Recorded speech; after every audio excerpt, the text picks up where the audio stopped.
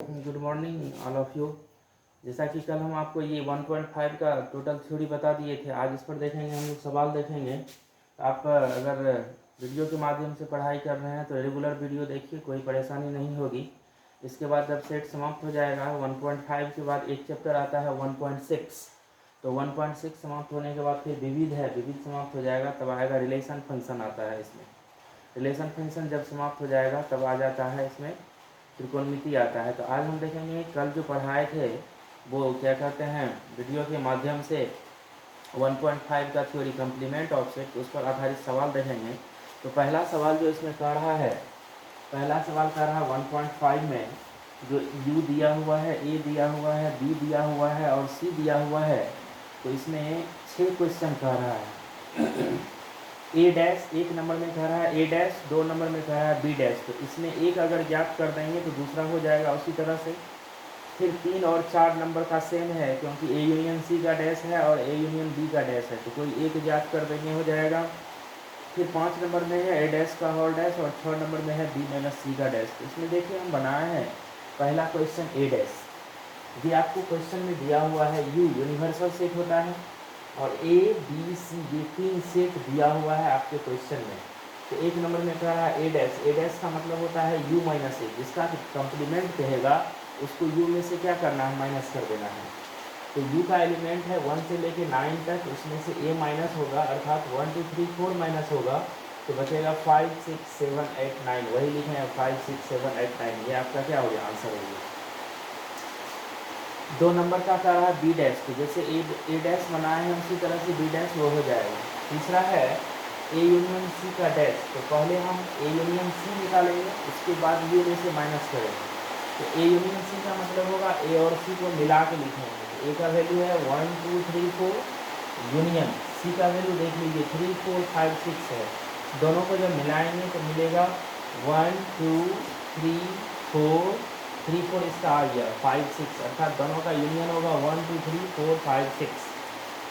अब इसका कम्प्लीमेंट लेना है, ए यूनियन सी का कम्प्लीमेंट, उसको यू में से क्या करेंगे, माइनस कर देंगे, अर्थात U minus A union C. U का एलिमेंट है 1 से लेके कहाँ तक, 9 तक, उसमें से ये घटेगा 1 से लेके 6 तक घट जाएगा। तो 1 से लेके 9 तक में 1 से लेके 6 तक घट जाएगा, क्या बचेगा 7 8 9, वही बचा है 7 8 9, ये क्या होगा आंसर। जैसे 3 नंबर का है उसी तरह से 4 नंबर का है, तो 4 भी बन जाएगा। अब ये 5वां है ए डैश का होल डैश, मतलब ए का डबल कम्प्लीमेंट करा याद करने के लिए। तो सबसे पहले ए डैश निकालेंगे, तो ए डैश का मतलब होगा u माइनस ए, यू में से घटेगा ए, तो यू का वैल्यू है 1 से लेके 9 तक, उसमें से ये घटेगा 1 2 3 4, तो बचेगा 5 6 7 8 9। देखिए लिखे हैं 5 6 7 8 9। अब उसका एक बार और कम्प्लीमेंट लेना है, तो ए डैश फिर इसका कम्प्लीमेंट है, तो जिसका कम्प्लीमेंट होगा उसको u में से माइनस करेंगे। अब ये माइनस हो जाएगा ए डैश, तो u माइनस ए डैश, क्योंकि इसका कम्प्लीमेंट हो रहा है। तो ए डैश का वैल्यू है 5 6 7 8 9, तो u में से अब ये घट जाएगा 5 6 7 8 9, जब माइनस होगा तो बचेगा 1 2 3 4। देख लीजिए 1 2 3 4, और ये 1 2 3 4 किसके इक्वल है, ए के इक्वल है, तो ये ए, अर्थात ए डैश का होल डैश जो होगा, मतलब ए का डबल कम्प्लीमेंट जो है उस सेट के क्या हो गया, बराबर हो गया, ए के बराबर। थ्योरी में भी पढ़ाए थे, जो किसी भी सेट का डबल कम्प्लीमेंट जो होता है उस सेट के क्या होता है, बराबर होता है। फिर अगला क्वेश्चन है इसका छठा, b माइनस सी का क्या है, डैश। तो सबसे पहले b माइनस सी का डैश है, तो b माइनस सी निकालेंगे, अर्थात b में से c माइनस होगा। तो b का एलिमेंट है 2 4 6 8, उसमें से c माइनस होगा 3 4 5 6, अर्थात इसका एलिमेंट उसमें देखिए कौन कौन है, तो उसमें है 4 और 6, तो ये 4 और 6 माइनस होगा। b में से अगर c को माइनस कर रहे हैं तो इसका एलिमेंट इसमें देखिए कौन कौन है, सिर्फ 4 और 6 है, तो ये 4 और 6 माइनस होगा, सिर्फ बचेगा 2 और 8। उस 3 और 5 से हमको कोई लेना देना नहीं है। जो एलिमेंट घट रहा है, घटाने के बाद जिसमें से घटा रहे हैं उसमें क्या बचा उसको लिखना है। तो ये बचा आपको 2 और 8, हम लिखे हैं यहाँ 2 8। अब इसका कम्प्लीमेंट लेंगे तो u में से ये माइनस हो जाएगा b माइनस सी, अर्थात u का एलिमेंट है 1 से लेके 9 तक, उसमें से माइनस हो जाएगा 2 और 8, 2 और 8, ये 2 और 8 जब माइनस होगा तो बचेगा 1 3 4 5 6 7 9, 1 3 4 5 6 7 9, ये हो गया आंसर। तो 1 नंबर का कंप्लीट हो गया। 2 नंबर में कह रहा है निम्नलिखित समुच्चय का पूरक ज्ञात कीजिए। तो यू दिया हुआ है A B C D E F G H और 4 क्वेश्चन दिया हुआ है ए बी सी डी, सबका पूरक कर रहा है, सबको यू में से घटा के लिख लीजिएगा। हम उम्मीद करते हैं ये 2 नंबर का क्वेश्चन आप स्वयं बनाइएगा तो बन जाएगा।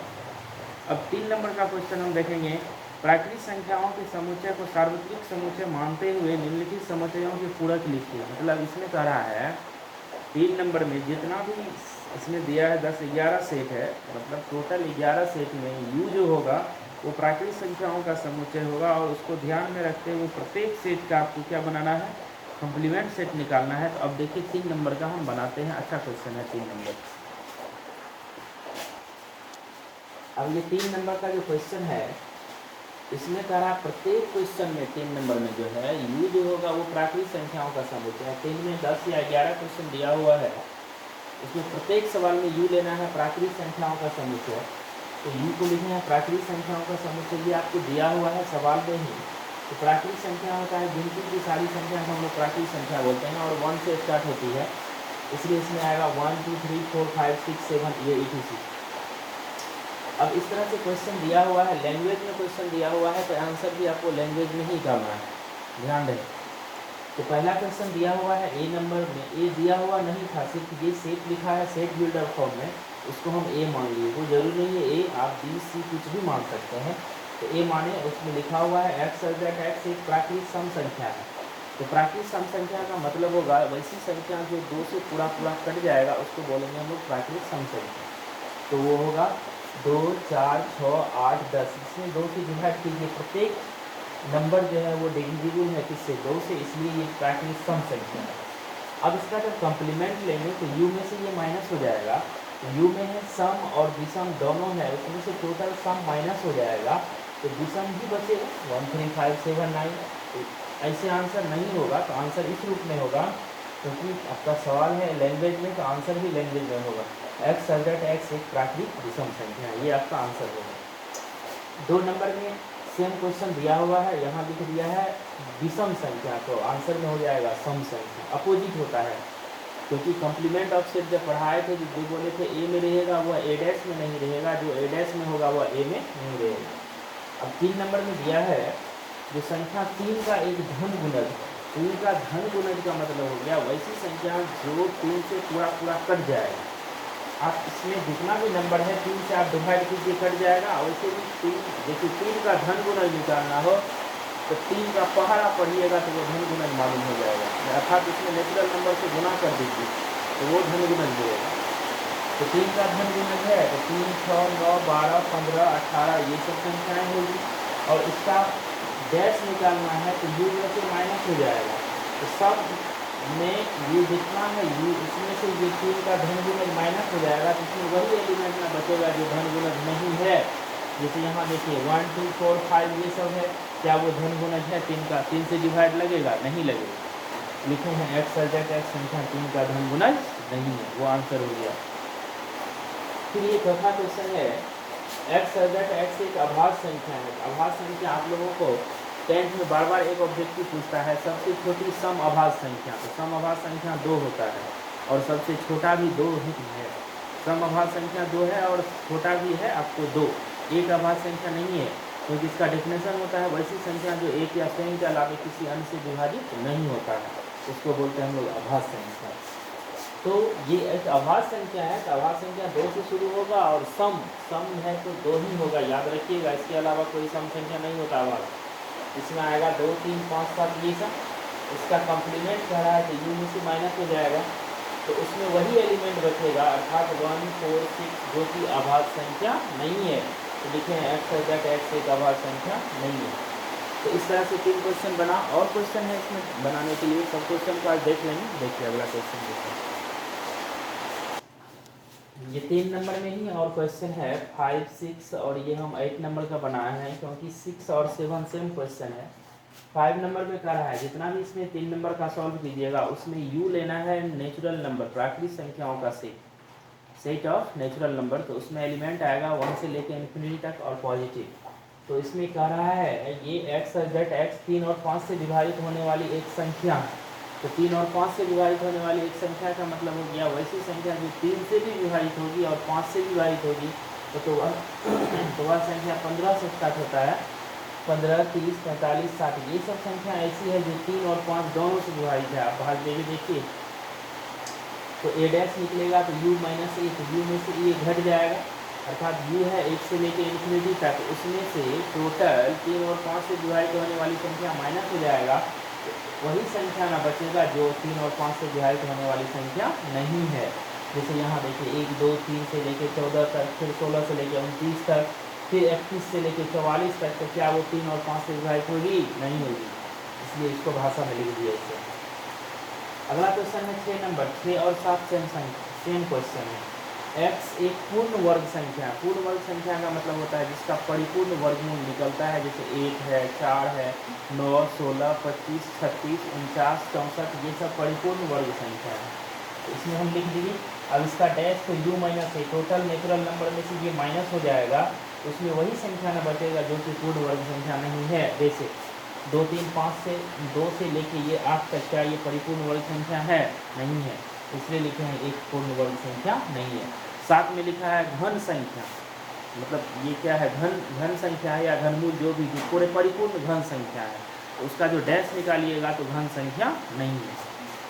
अगला क्वेश्चन ये 8 नंबर में है, ये दिया हुआ है x x + 5 = 8। तो इस इक्वेशन को सॉल्व करेंगे तो x का वैल्यू निकलेगा 8 - 5 = 3, अर्थात उस सेट में केवल एक एलिमेंट आएगा 3।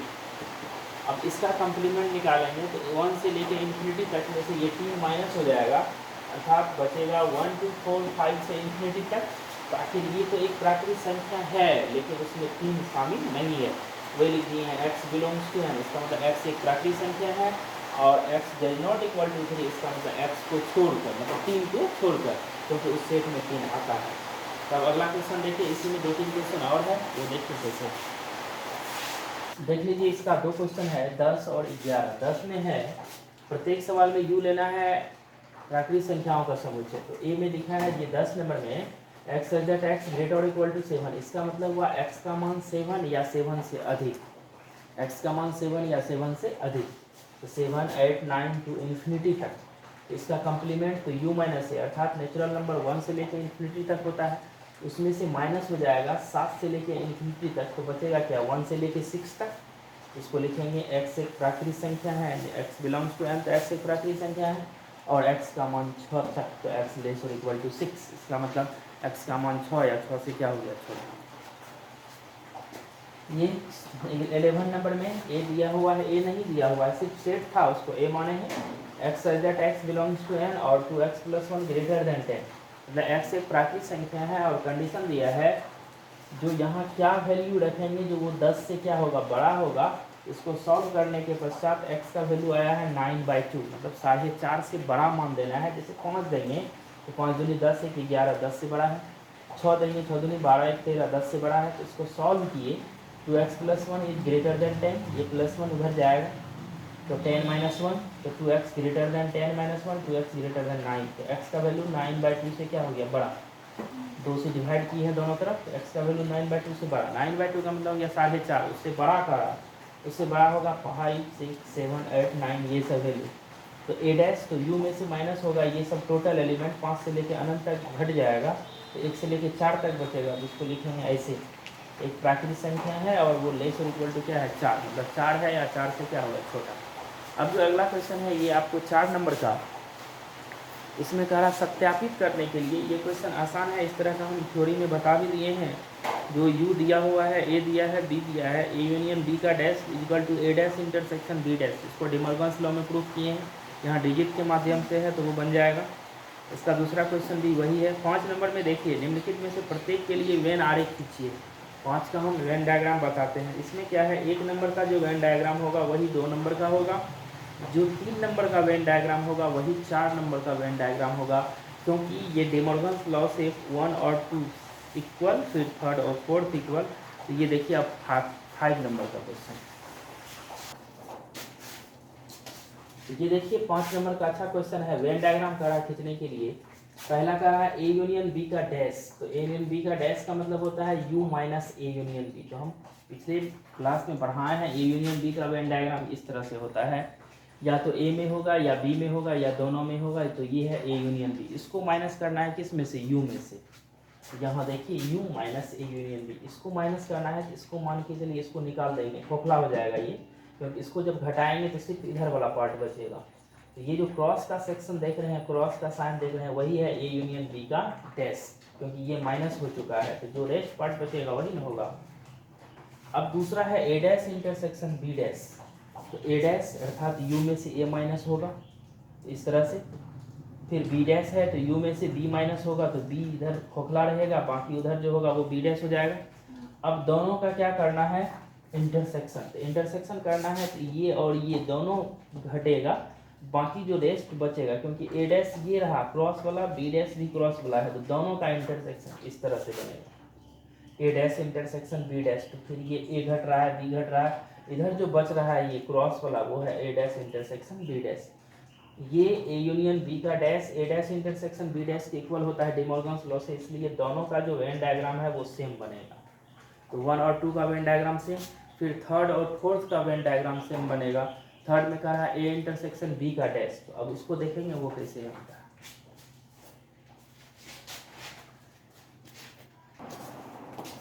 अब ये देखिए तीसरा क्वेश्चन है, उसी में ए इंटरसेक्शन बी का डैश कह रहा है, इसका वेन डायग्राम देखना है, ए इंटरसेक्शन बी के डैश का वेन डायग्राम। तो 3 नंबर और 4 नंबर सेम वेन डायग्राम बनेगा। 3 नंबर में है ए इंटरसेक्शन बी का डैश, इसका मतलब यू में से ए इंटरसेक्शन बी माइनस होगा। तो ए इंटरसेक्शन बी का वेन डायग्राम बताए हैं, जो बीच वाला होता है उसको इंटरसेक्शन बोलते हैं। तो ये हो गया ए इंटरसेक्शन बी का वेन डायग्राम, ये बीच वाला मतलब जो दोनों में होता है। तो ये पार्ट देखिए ए में भी है और बी में भी है, इसलिए इंटरसेक्शन में आया। तो उसको क्या करना है, माइनस कर देना है। तो ये बीच वाला जब माइनस होगा तो ये जो क्रॉस वाला सेम साइन देख रहे हैं वही है ए इंटरसेक्शन बी का डैश, क्योंकि इस पार्ट में इंटरसेक्शन ए इंटरसेक्शन बी नहीं है, तो जो रेस्ट बचा है वही है ए इंटरसेक्शन बी का डैश। अब है 4 नंबर में ए डैश यूनियन बी डैश। तो ए डैश देख लीजिए, यू में से ए घटेगा, ये ए डैश हो गया क्रॉस वाला, फिर बी डैश भी हो गया तो हमको क्रॉस वाला। अब दोनों का यूनियन करना है, दोनों का यूनियन करना है तो यही क्रॉस वाला मिलेगा। तो इस तरह से देखिए, सिर्फ इंटरसेक्शन वाला भी घटेगा, क्योंकि ये हिस्सा जो है इसमें नहीं आता है, ये हिस्सा बीच वाला जो है दोनों में आता है, ए में भी आता है और बी में भी आता है। तो आप डिमॉर्गन्स लॉ में पढ़े हैं, ए इंटरसेक्शन बी का जो डैश है वो बराबर होता है A dash union B dash का, इसलिए जैसे इसका बनेगा उसी तरह से इसका बनेगा ए डैश यूनियन बी डैश का। इस तरह से 5 नंबर का ये वेन डायग्राम वाला क्वेश्चन समाप्त हो गया। अब 6 नंबर और 7 नंबर आसान क्वेश्चन है। 6 नंबर में है, मान लीजिए कि किसी समतल में स्थित सभी त्रिभुजों का समुच्चय सार्वत्रिक समुच्चय U है, यदि A उन सभी त्रिभुजों का समुच्चय है जिनमें कम से कम एक कोण 60 डिग्री से भिन्न है, तो A डैश क्या है। तो कह रहा है A उन सभी त्रिभुजों का समुच्चय जिनमें कम से कम एक कोण 60 डिग्री से भिन्न है, तो ऐसा आएगा आपको समबाहु त्रिभुज, क्योंकि समबाहु त्रिभुज में तीनों कोण जो होता है वो क्या होता है 60 डिग्री होता है। बाकी जितना भी त्रिभुज लीजिएगा उसमें किसी का 30 डिग्री, किसी का 180 डिग्री, कुछ भी हो सकता है, एक कोण एक मतलब 60 डिग्री से भिन्न भी हो सकता है, लेकिन समबाहु में तो भिन्न नहीं होगा।